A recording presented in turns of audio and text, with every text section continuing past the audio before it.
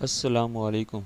आप इस वीडियो में देखेंगे कि how to calculate dimensions of quantities as alpha and beta in trigonometric relation.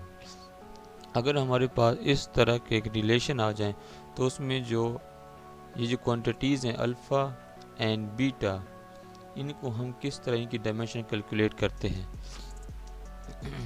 तो आप देख रहे हैं मेरा YouTube channel physics problem solver. My name is Muhammad Ahmad Adil Khan. Please subscribe to my channel and click the bell icon.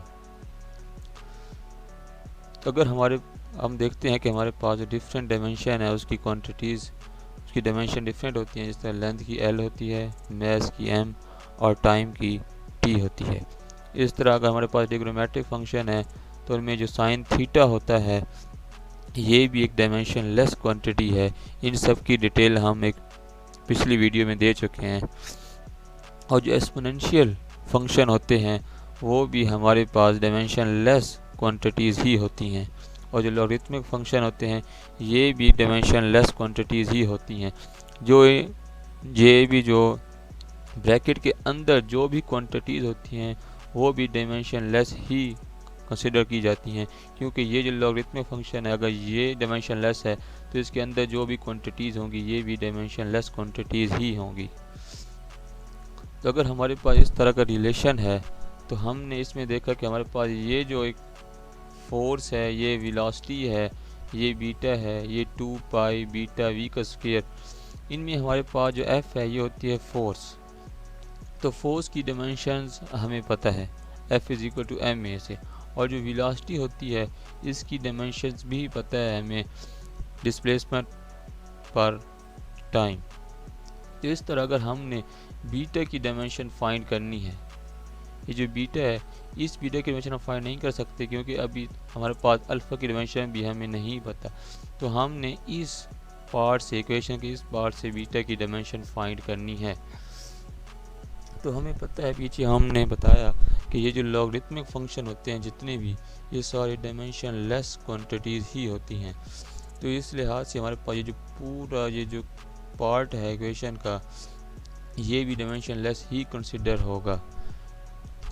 लेकिन इस part में हमारे पास जो 2 पाई है ये तो डायमेंशन लेस क्वांटिटी है क्योंकि ये कांस्टेंट वैल्यू है। लेकिन ये जो v है वेलोसिटी, इसकी डायमेंशंस हमें पता है।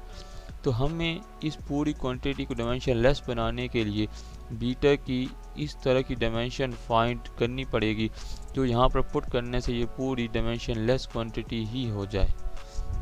तो अब हम देखेंगे कि हमारे पास ये कांस्टेंट वैल्यू है तो इसको हमने 1 की इक्वल कर देना है क्योंकि ये भी एक डायमेंशन लेस क्वांटिटी है और ये 1 भी डायमेंशन लेस क्वांटिटी है।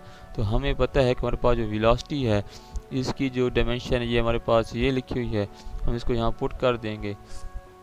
तो यहाँ से हमें लिखना आएगा क्योंकि 2 पाई तो हमारे पास कांस्टेंट है तो इसको यहाँ राइट साइड पर मल्टीप्लाई करा देंगे। तो बीटा की डायमेंशन वो हमारे पास आ जाएगी कि एल का स्क्वायर टी इनवर्स 2। तो इस लिहाज से हम बीटा की डायमेंशन हम फाइंड कर सकते हैं। इस डायमेंशन को अगर हम यहाँ पुट करें तो ये सारी डायमेंशन इस डायमेंशन से कैंसिल हो जाएगी, तो हमारे पास एक कांस्टेंट वैल्यू आ जाएगी। इस लिहाज से हमारे पास पूरी क्वांटिटी ये जो है ये डायमेंशन लेस ही बन जाएगी। अब हमारे पास ये जो अल्फ़ा है इसकी डायमेंशन फाइंड करनी है। तो हम ये पूरा ये जो रिलेशन कंसिडर करेंगे और हमें पता है कि ये जो लॉग वाला टर्म है ये डायमेंशन लेस क्वांटिटी है। तो अब हमें ये भी पता है कि फोर्स की डायमेंशन क्या होती है, वेलोसिटी क्या होती है और बीटा की डायमेंशन हमने अभी फाइंड कर ली। तो हम इन तीनों को यहाँ पर पुट कर देंगे। तो यहाँ से हम देख सकते हैं कि एल का स्क्वायर हो जाएगा टी माइनस 2 हो जाएगा, यहाँ भी 4 हो जाएगा और टी माइनस 4 हो जाएगा। तो यहाँ से हम इसको प्लस माइनस करके फाइंड कर सकते हैं कि ये एल 1 ये 3 हो जाएगा और यहाँ 4 और ये ऊपर जाकर माइनस 4 हो जाएगा, 3 माइनस 4 माइनस 1 और ये भी माइनस 2 है, ये भी माइनस 2 है। तो ये माइनस 4 तो ये माइनस 4, ये ऊपर जाके प्लस 4 हो जाएगा। तो यहाँ माइनस 4 प्लस 4 0 हो जाएगा। तो इस लिहाज से हमारे पास ये अल्फ़ा की डायमेंशन भी हमने फाइंड कर ली और बीटा की। अगर हमारे पास इस तरह का रिलेशन हो तो उसमें से हमने अल्फ़ा की डायमेंशन किस तरह फाइंड करनी है और बीटा की डायमेंशन किस तरह फाइंड करनी है आपने देखा। Thanks for watching. Please subscribe to my channel and click